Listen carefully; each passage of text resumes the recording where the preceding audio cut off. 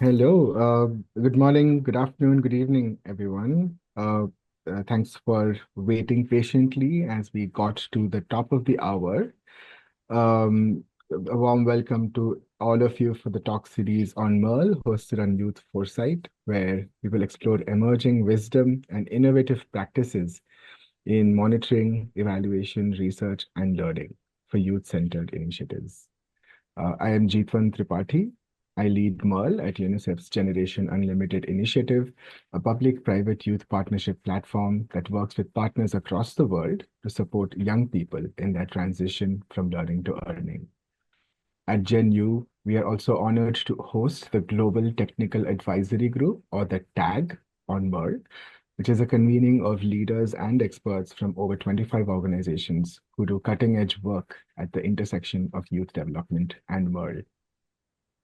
The MERL Talk series is part of our efforts to democratize that cutting-edge work by inviting practitioners, researchers, policymakers, and enthusiasts from across the world, such as yourselves, who are committed to delivering better results for young people. And today's topic, adaptive monitoring, is especially timely in this regard. So youth-focused organizations, as we know, operate in complex and fast-changing environments. Young people face evolving challenges and opportunities as they navigate that transition from learning to earning, from school to work, from childhood to adulthood.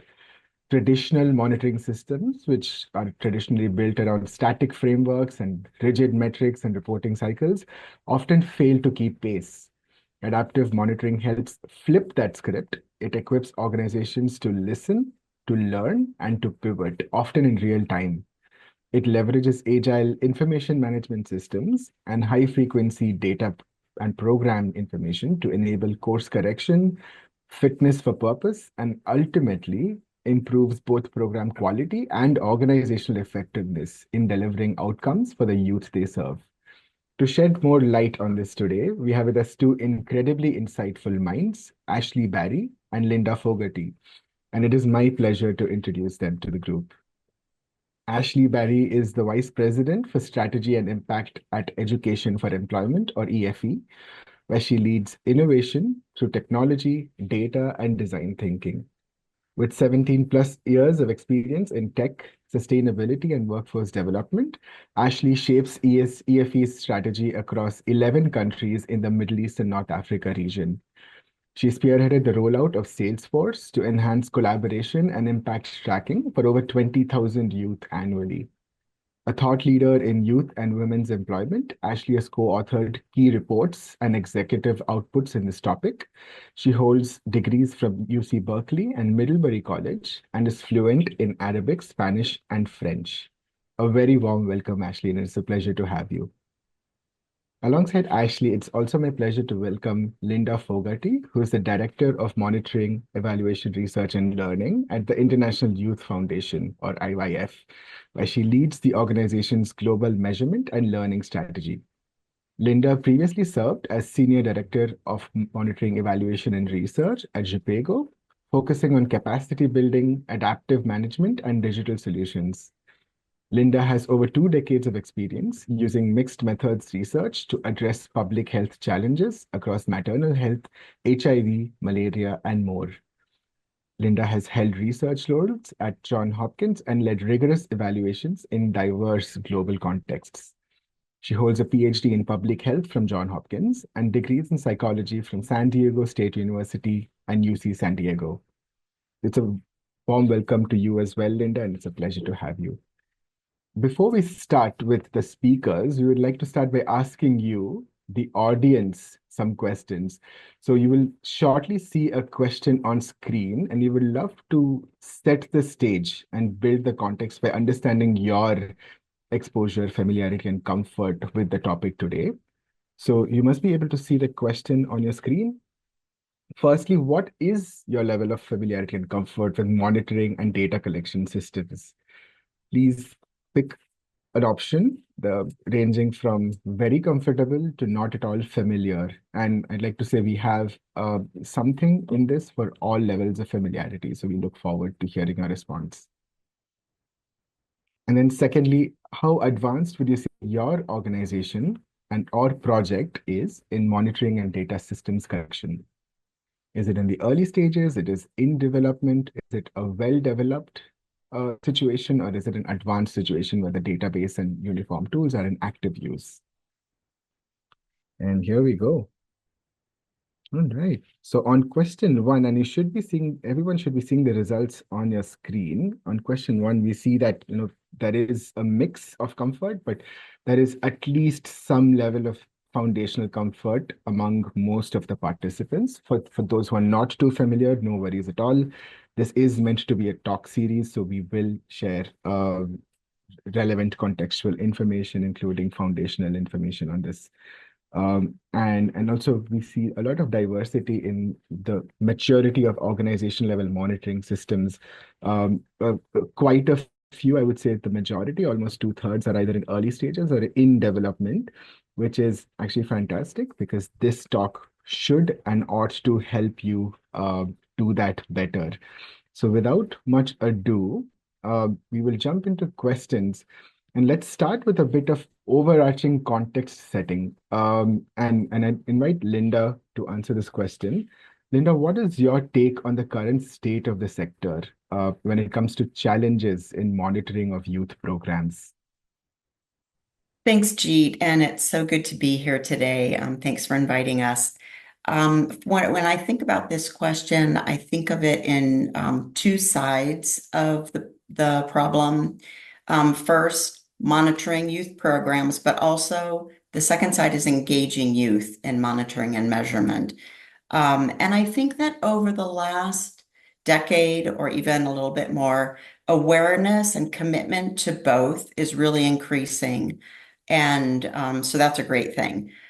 We have very good tools and approaches for monitoring youth programs and also engaging youth in that monitoring. I'll just highlight a couple. Making Sense and ICRW have created a couple of really great toolkits that I think are really useful. I think the advancement in the measurement of life skills, 21st century skills, that sort of thing is also notable. IYF even has our own life skills survey tool that is very well aligned with our framework on life skills. I think we've done less good, we have been less successful on youth engagement and monitoring, and that's something that at IYF we're really trying to focus on. Measuring the extent to which programs are truly consistent with positive youth development principles. And we've been using FHI's youth programming assessment. We call it the YPAT. That's been super useful and great for monitoring and adapting programs. So I will stop there. There's lots more that can be said, but I think in a nutshell, that sort of sums things up. Thank you, Linda, and well said. The framing around the two sides around youth engagement and the tools is very interesting. Speaking of tools, I know the three of us have it at various points in our professional lives talked a lot about high frequency monitoring and its role in adaptive management. And be keen to hear from the both of you, starting with Ashley. Ashley, what does this mean to you and to EFE? And what has your team's journey been down this path? And could you shed more light for us on what it's all about? Yeah, thanks so much, Jeet, for the question. And if I may, I'd like to expand upon this a bit because I think it's just such a rich topic. And we have really at EFE gone down a long journey towards this, towards where we are now with high frequency monitoring. So the three of us have recently authored an article on this topic, and I'd encourage attendees to check it out when you can. It's on the YouthForesight portal at this point. But generally, when we're talking about high frequency monitoring, what we mean is the collection of data that's meaningful, but that it's also collected at frequencies that will allow us to actually make decisions and course corrections when we need to, if something's not going the way that we want. Or on the opposite side of things, if it's going really well, maybe there's something we want to double down on before we get to the end of a project or the end of a training in EFE's case. So I think that's a really key concept I'd like us to think about. The adaptive component then is what is the management decision that you make based off of the data that's coming in. So if you think about, as an analogy, imagine that you're training for your first 5 kilometer race. A lot of people have done one of these in their lives, and you decide you want to do this in 6 months and you'd like to do it in under 30 minutes. If you were to wait until the day before the race to check your pace and you're at 35 minutes, you don't really have time to course correct. The race is the next day.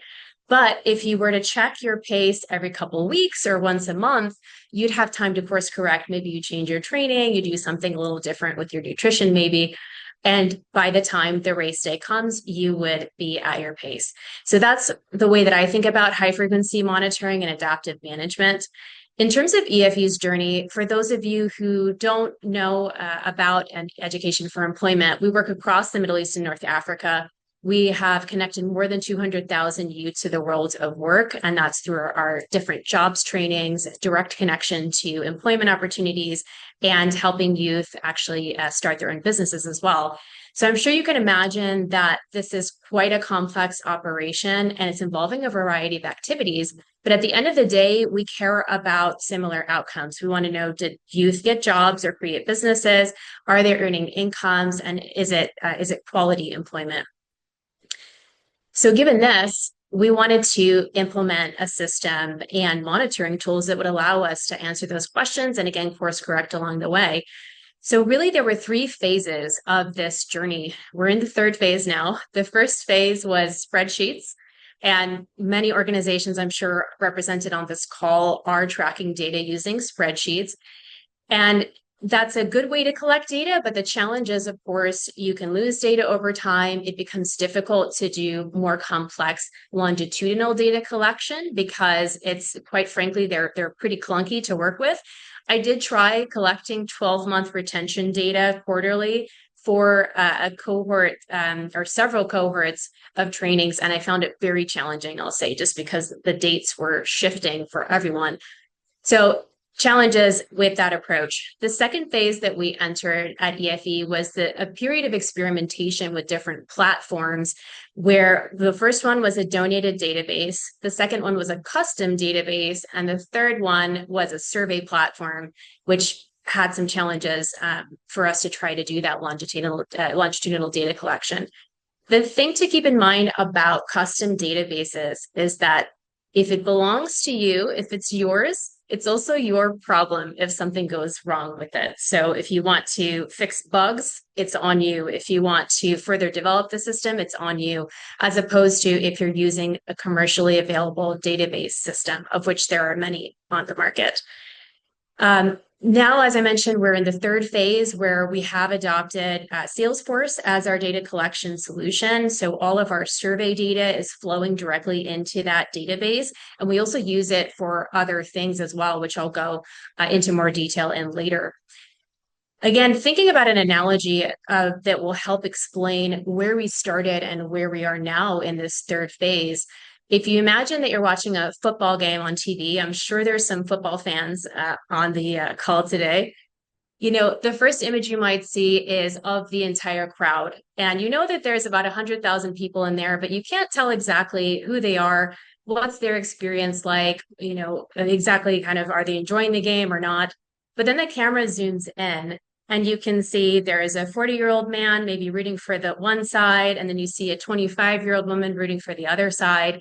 And you start to get a picture about who is in the room, who is in the stadium, and what's their experience. And so this really communicates, I think, what our experience has been in moving to this more individual level tracking that we can do using our database and this high frequency monitoring approach. We know how each of our young people going through the trainings are doing. Lastly, I just want to give a couple of examples that are from EFE programming. So EFE's affiliate in Yemen, EFE Yemen, used high frequency monitoring data to learn that young women were dropping out of entrepreneurship trainings at much higher rates than young men. So what they did was they did some investigative work to try to understand what was going on, why were women dropping out more frequently. And they learned that young women had more household responsibilities than young men did in this case. And that meant that they were facing challenges trying to get to the end of this training. So they came up with an innovation of allowing women to to re-enter a future training so that they could join when they were able to. And this innovation using data, this adaptive management, boosted women's graduation rates from 83% to 97%, and that put them into parity with young men. So I love this example because it's such a great use case for making decisions based off of data. The last thing I'll add, and then I'll turn it back over to you, Jeet, is the use of high frequency monitoring and also this database solution has allowed EFE to innovate in what we're learning about our programs. So a few examples. Number one is we know that out of 1 year of graduates that are completing trainings for job training and placement and entrepreneurship, young people are making a collective annual income of more than $28 million a year. And this is just 1 year of graduates. And the second example is also that 90% of our job track graduates indicate that they found the training directly relevant to their sector of employment. So a lot of things that can be learned when your organization implements a good fit for a technology solution, and then also data collection tools that integrate at the level of programs rather than just that project specific level. Thanks, Jeet.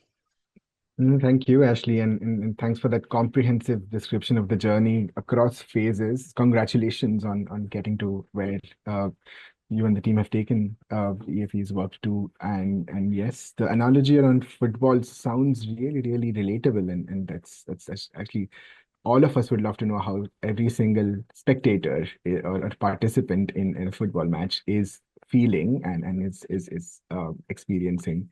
So for organizations who perhaps are trying to get there, either building the stadium or playing the game or analyzing the game, what advice would you give them, especially those who are in the early stages of rolling out high frequency approaches, or those who are yet to start and are just thinking about it right now? Yeah, thank you for that follow-up question.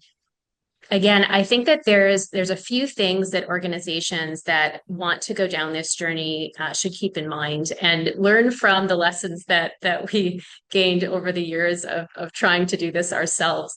So number one, before you do anything, get really clear on your goals. What does your organization want to gain from this journey? What is the end objective? And what is it that'd be different about what you're doing now? On the flip side, also work to really understand what's the risk of continuing down the current road that you're on, the status quo. I think it's really easy for organizations to think that there's no risk in the status quo because we're used to it and we're comfortable with it, but that's often not the case. So the risk may be we're not learning enough about our programs. Maybe we're not serving youth as well as we could. Maybe there's changes in the environment that we won't learn about if we don't change our approach. So that's number one.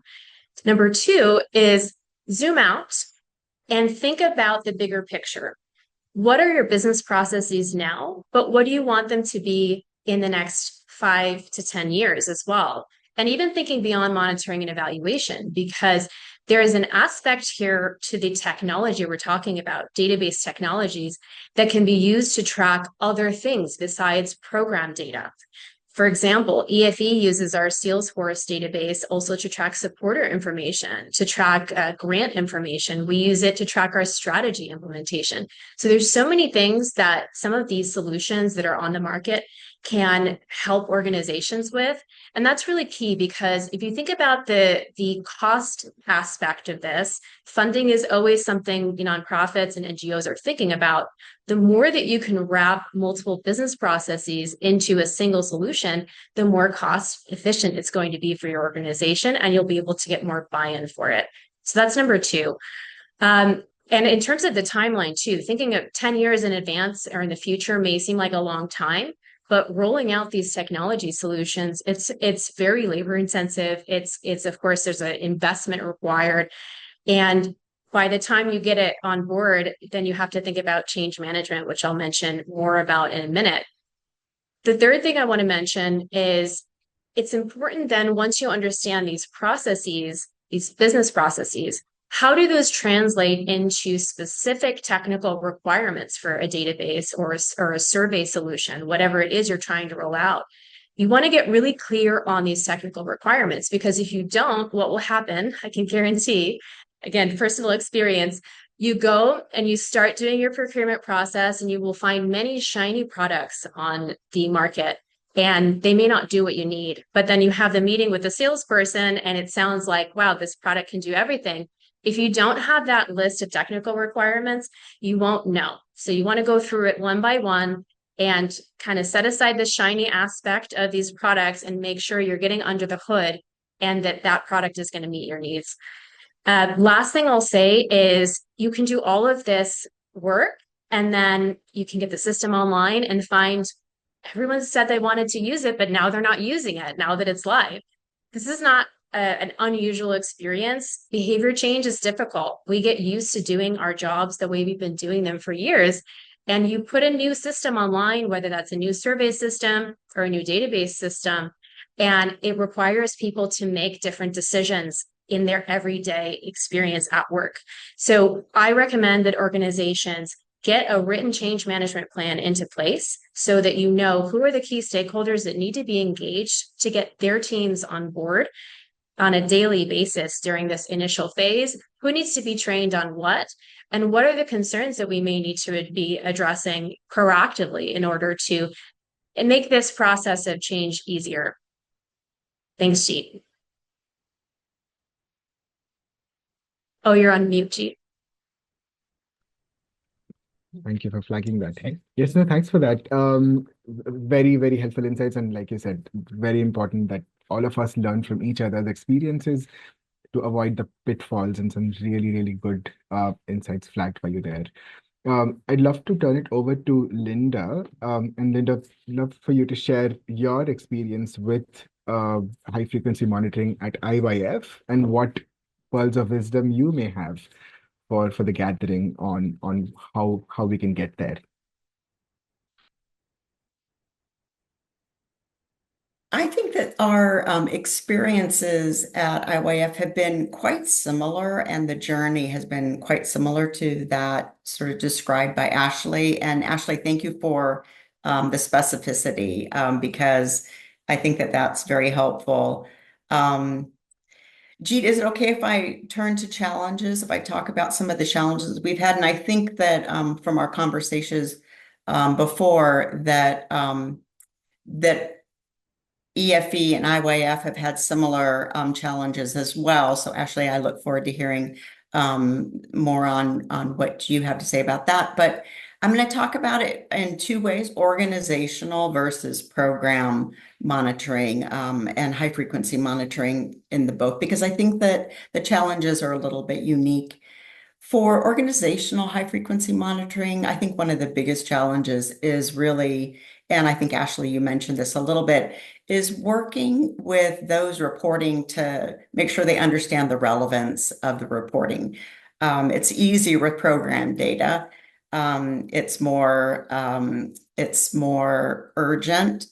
And so sometimes this organizational level measurement feels a bit more as an aside and a burden. So making sure that's relevant. And I think for us, one of the things that we've tried to do with that is to hold semi-annual organization-wide all-staff meetings. So everybody's there. So everybody has an understanding of the types of data that we value most. And we discuss the importance of it and the implications.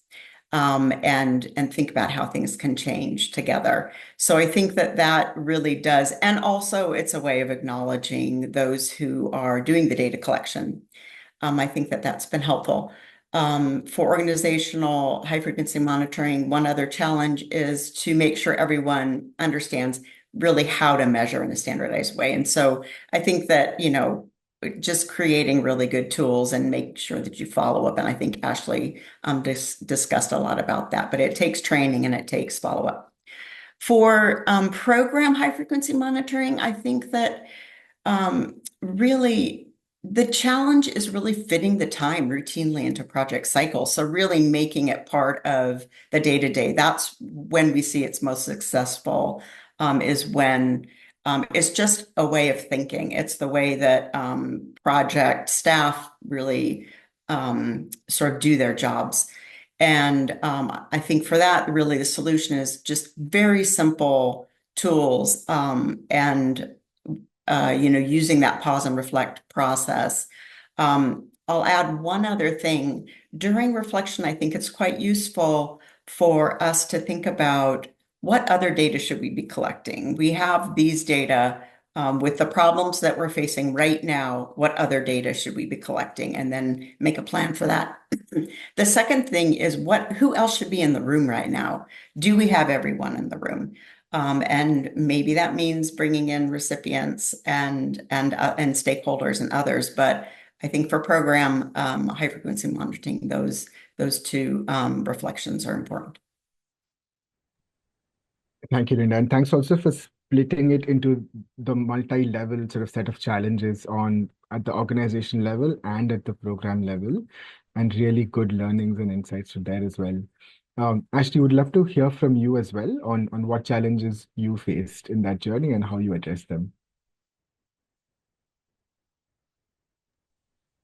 Absolutely. Thanks, Jeet. And thanks, Linda. I think I want to start by saying that this is hard. High frequency monitoring, it's difficult. And it's difficult to get on the same page at your organization about what you want to be measuring, how you want to get your technology solution in line for that. And just the process of deliberating that at your organization is challenging because it involves a lot of different stakeholders. Again, you need to get financing lined up for this effort, and it's often coming from different sources. So I think I want to flag that because any organization, it looked from the poll, there are some organizations that are starting down this road. Just to say that any feelings that you have as you are working down this path are completely normal because it is difficult, but it is important for the impact that your organization is able to produce in partnership with young people. So I just want to flag that before I move on. I'll say in terms of the key challenges that we faced at EFE when we were rolling out this approach for the first time is number one, it was coming up with financing. We did cobble together different grants to roll this system out for different countries because we are using this across several countries in the Middle East and North Africa, as well as our global offices.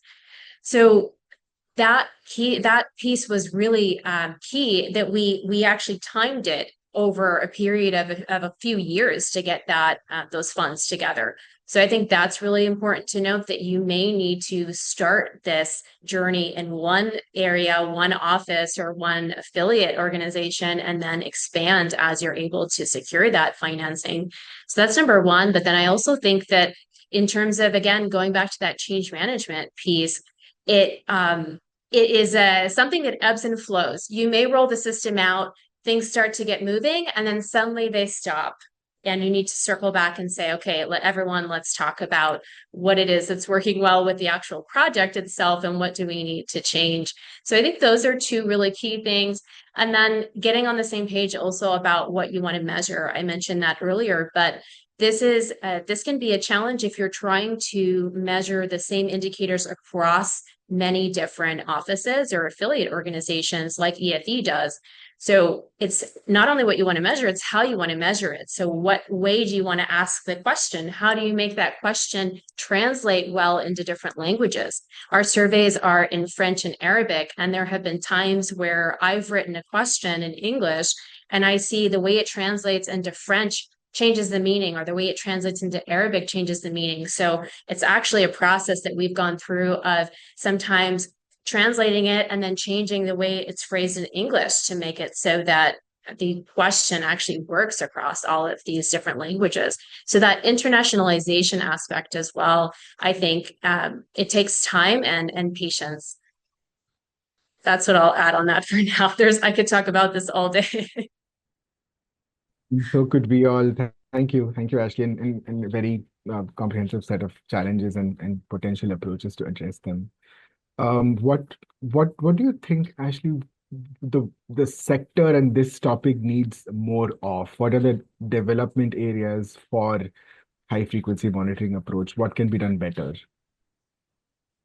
I think the more that we can be measuring similar indicators across organizations, the better positioned we're going to be again to have or be producing impact for young people in partnership with them. Because there are a lot of organizations are thinking about employment outcomes, but again, we may be asking the question in a different way. Some of us are thinking about contract types, some of us aren't. Some of us are collecting income data, some of us aren't. And so it just means that at the end of the day, we're comparing apples to oranges in some cases. And I think the more that we are looking at similar outcomes that we're trying to achieve and we're actually measuring those, we'll be in better shape to produce that impact that we're looking for. It's very insightful. Again, thank you. Thank you, Ashley. And Linda, I'd be keen to hear of what you think the world could do better in terms of high frequency monitoring. There is this strain between customization and standardization, and it's a really good point, Ashley. And I think that for me, I think that when it comes to organizational high frequency monitoring, again, I like to see the whole organization kind of embracing it and it being an effort that is championed at all levels and taken forward by everyone, and everybody feels like it's their responsibility and that they have a stake in it and that it's relevant for them. So I think that for me, I think about it more as a kind of an organizational effort and trying to really feel that strategic advancements are being made within the organization because of the high frequency monitoring. So that's what I'll say about that. Well noted. Thank you. And then thanks, Ashley and Linda, for so far for sort of outlining the journey nicely from sort of conceptualizing these systems, implementing them, discussing the challenges faced, and advice not only in addressing those challenges, but also going forward. I'm keen to hear what everyone has in mind in what they can expect when it comes to high frequency monitoring. So if you will see a poll on your screens shortly. Here we go. So what are key challenges that your organization would face or might face or you expect to face in rolling out a similar high frequency monitoring approach? And I believe these are multiple choices. So please pick an option and let's see what the rest of the group thinks about expectations and challenges going forward. And as we do that, I see a number of interesting questions. We will get to Q&A shortly. And I also see a lot of sort of organic responses to some of the questions raised. So clearly, this is a very engaging and exciting topic. I encourage all participants to continue posting their questions. If we can't address it today, right now in this session, we will definitely address it online on the community forum, about which we will speak later. But please do continue engaging, ask questions, offer your insights on the chat, to questions already posed or to comments already mentioned in the session. I think we can close the poll in a few seconds. We seem to have a critical mass of responses to gain some insights. All right. Again, we see a diverse set of responses.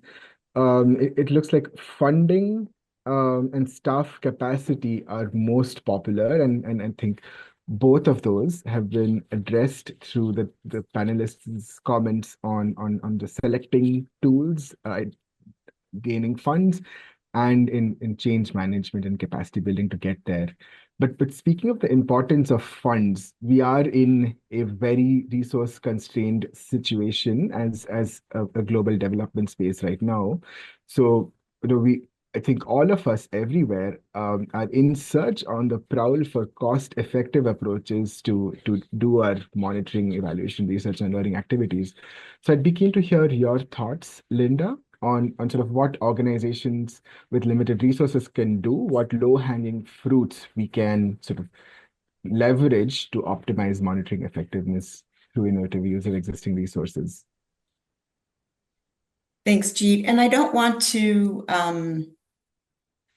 say that it's easy to do this without funding, but I do think that adaptive programming is more a mindset than it is a system.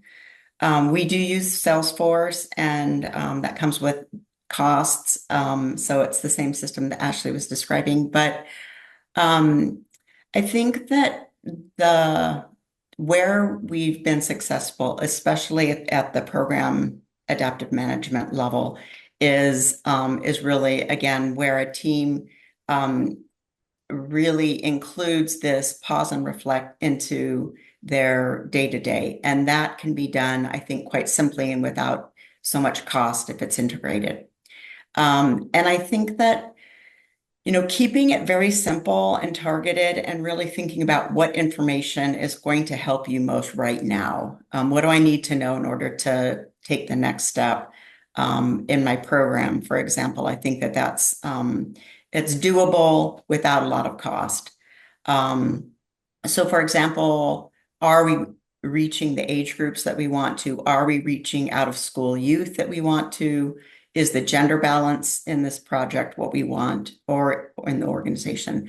And if not, why not and how can we change that? So those things, getting those data is probably fairly simple. And asking those questions, I think, can be done in a fairly low resource way. I think that really looking at the data that you have access to and trying to figure out how you can use them is an important thing. And one simple thing that we try to do is ask young program recipients directly, what's working right, what's not.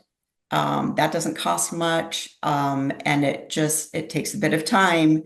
That is money, but still, that's I think something that we can try to do. And from that, we learn an awful lot. I'll give an example of, again, something that was rather time intensive, but not resources other than that intensive.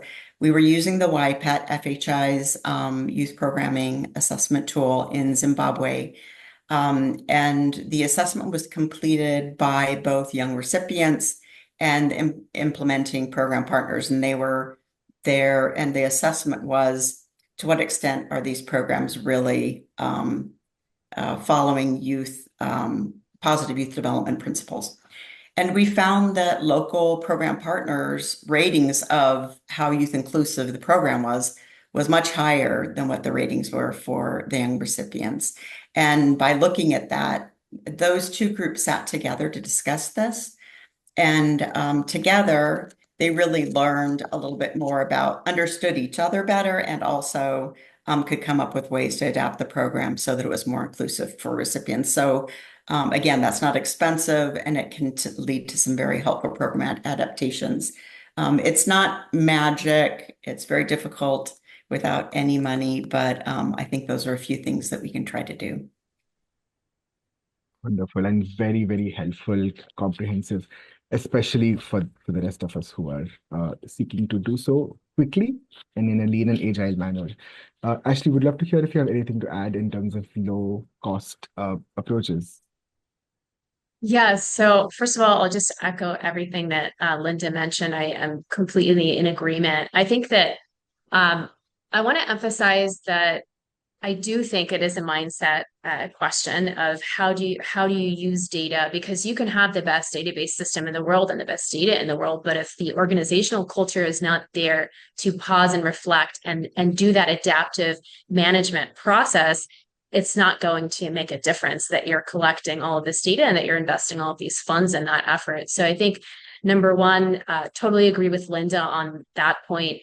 And in terms of how you can actually do this in a low cost way, if you were monitoring something at a project level or in a particular country, you may be able to get away with using spreadsheets. It depends on what you're trying to do.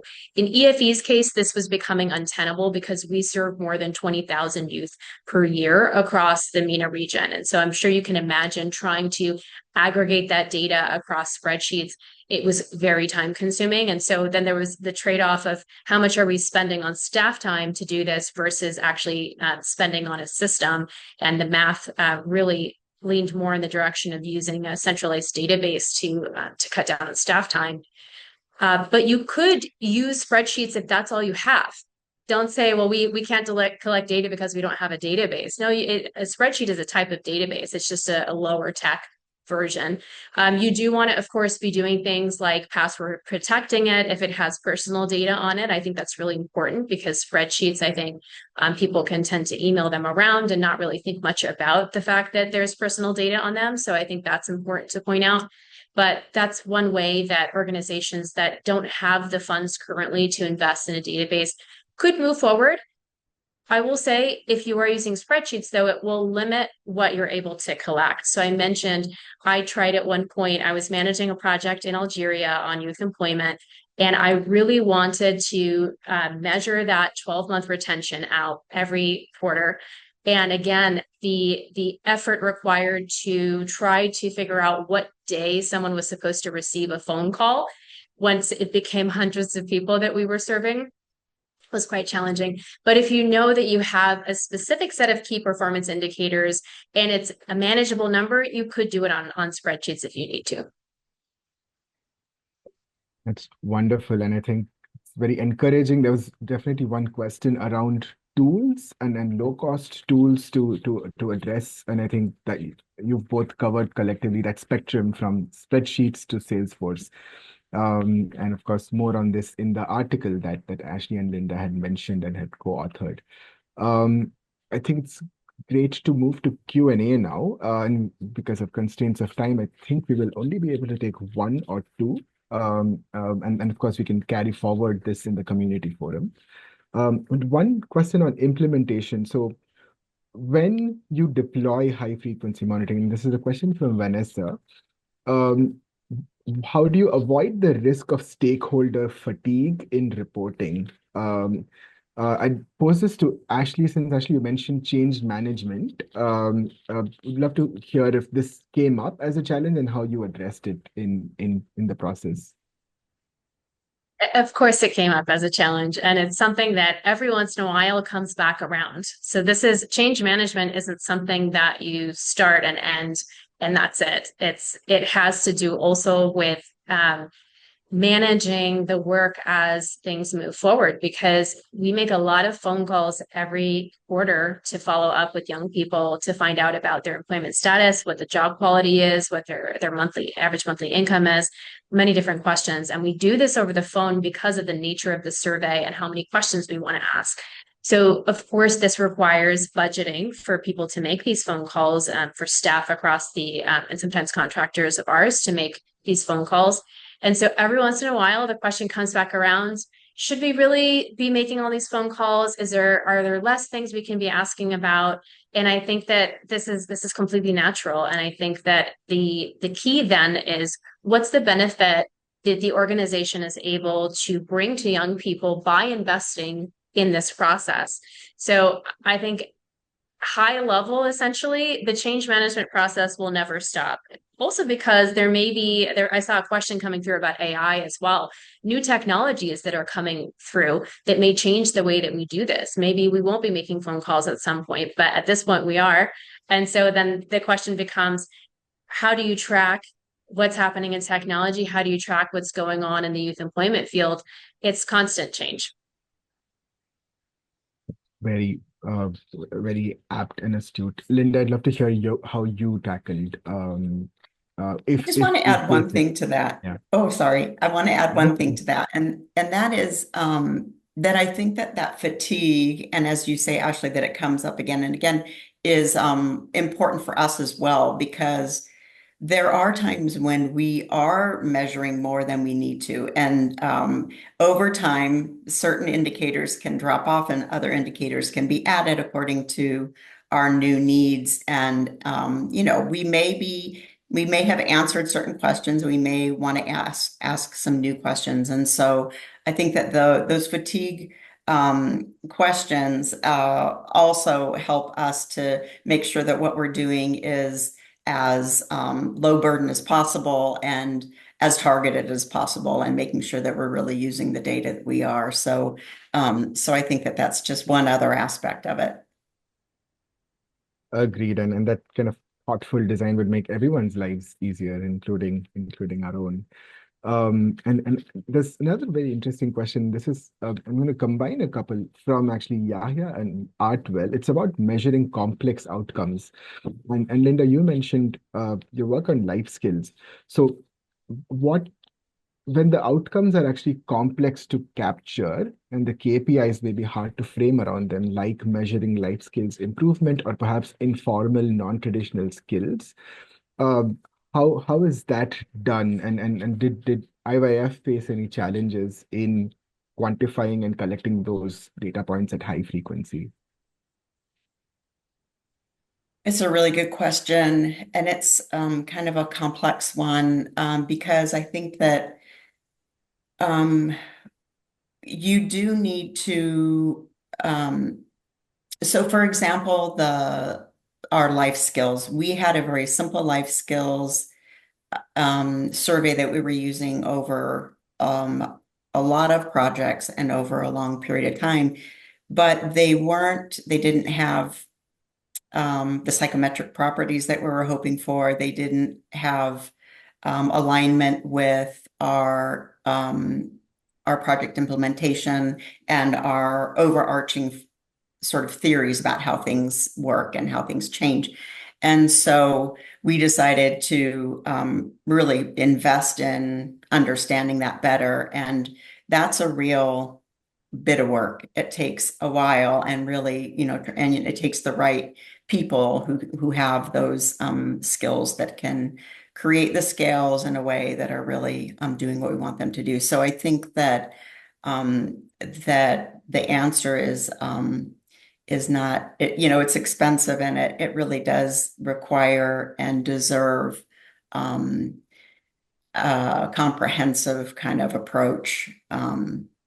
Not just sort of throwing something out there, but trying to make it theory driven and with some internal consistency. So I don't know, Ashley, if you have some additions to that.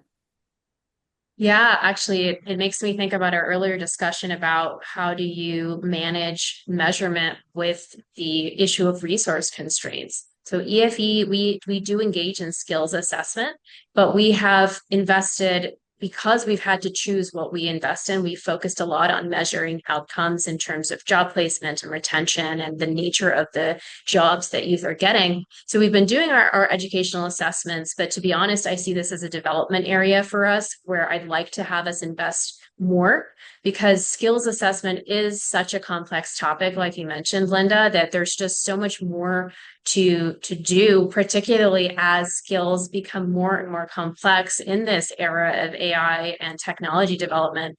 So that's definitely an area that I'd like to see us invest in more. Absolutely. Thank you, Ashley, and thanks again, Linda. I think we have time for one more question, and then we'll have to start wrapping up. And this is an easy one. How do you turn M&E and experiences in M&E into knowledge products? This is something you both have recent experience in, but what would be your advice to colleagues across the spectrum who are thinking about documenting better their M&E experiences, work, tools, outputs, and success stories, and so on? And this is to either of you. And I see, Ashley, you're unmuted, so I'll start with you first. Okay.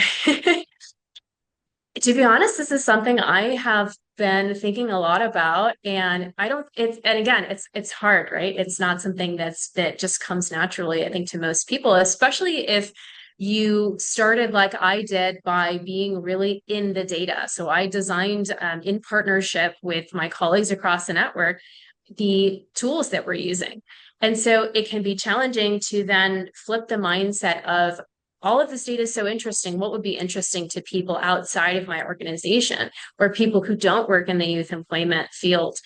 And so I think the process that we're going through is trying to, again, flip that and ask the questions, ask the higher level questions, and then ask ourselves, what's the data we have to respond to those questions? And then use that to tell the story of the young people who are going through our programs, the things that they've been able to do once they've completed programming with EFE.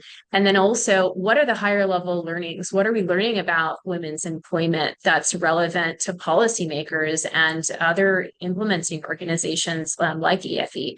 So I think that that's my piece of advice is flipping the focus to that higher level question and thematic conversation to then going into the data piece. Thank you, Ashley. Linda? Yeah, just to kind of expand on that, and Ashley, I agree with everything that you said. I think we at IYF we created a learning agenda. I think it was done about 7 years ago or something like that, that really laid out for the organization what are the learnings that we want according to our strategy. And that was created holistically. It was created across the organization with input from all the technical and program staff, and evolved over time. We had a revision a couple of years ago, and then we have a knowledge management component within Salesforce that tries to that categorizes some of our learnings, our learning products, and so that we can try to compile information across. Again, it's not easy to do. It takes a lot of time. It's one of those things that gets pushed to the side because of other program urgent matters. But I think that having a learning agenda is very helpful. One other thing that I think is there are other strategic learnings that, for example, if you're writing if you are looking at a proposal that you're going to be writing, and sometimes you want to be able to create a learning product that will compile information that addresses the strategic areas of that proposal. I think that that's something that also has driven some of our learning products, which is, which works really well, and it can be very useful and effective. So,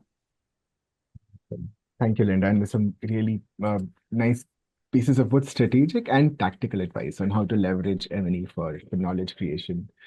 I see we're nearly at the top of the hour, so we should start wrapping up now. But as we conclude, I just wanted to thank everyone for joining today's rich and insightful discussion. Thank you for your time.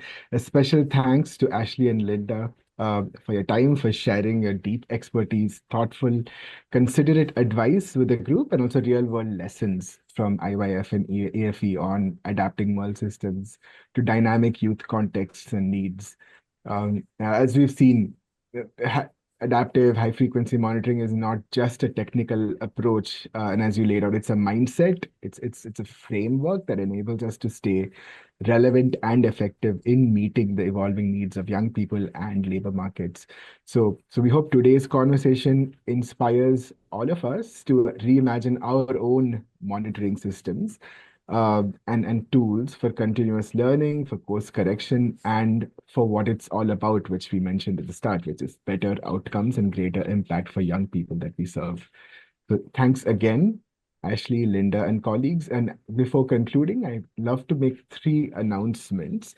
So firstly, both Ashley and Linda referenced the thought piece that they had authored on high-frequency monitoring.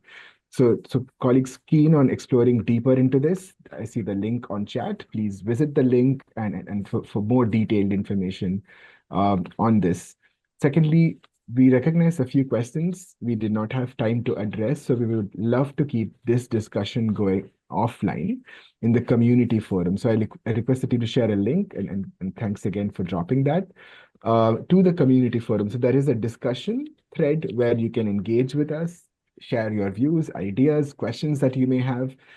We will be addressing through the authors who have kindly consented to address offline as well some of the questions that we could not discuss within the hour today.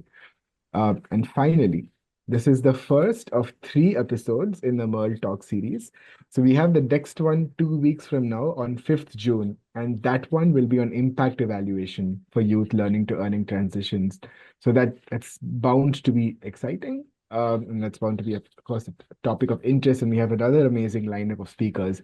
So do register for the same and follow the space for more updates. With that being said, I would also love for us all to take a minute to share your feedback on this session itself. You should see the poll of on your screens right now.